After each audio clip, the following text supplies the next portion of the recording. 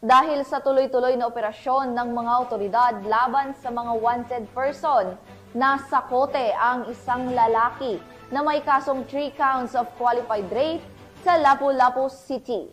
Patrolwoman Flora May Azares sa report.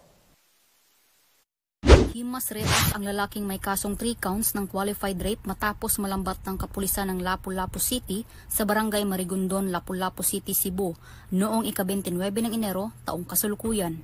Kinilala ni Police Major Eranio S. Regidor, Station Commander ng Police Station 4 Lapu-Lapu City Police Office, ang suspect na si Wilson, 53 anyos at residente ng naturang lugar.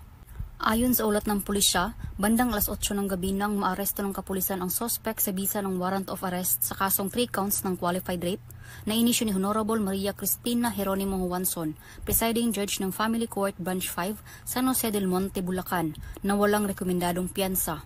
Samantala, kasalukuyang nasa kustodiya ng Police Station 4 ang suspect para sa dokumentasyon at tamang disposisyon. Ang matagumpay na pagkaaresto ng suspect ay bunga ng pinagsanib puwersa ng Police Station 4 LCPO at San Jose del Monte City Police Station, Bulacan Provincial Police Office. Ang kapulisan ng Lapu-Lapu City ay walang tigil sa pagsasagawa at pagpapaigting ng kampanya laban sa anumang uri ng kriminalidad upang masiguro ang kaayusan sa kanilang nasasakupan. Dahil dito sa bagong Pilipinas, ang gusto ng pulis, ligtas ka. Mula dito sa Central Visayas, ako ang inyong PNN correspondent, Patrolwoman Flora May Azares, alagad ng batas, tagataguyod ng Balitang Pulis.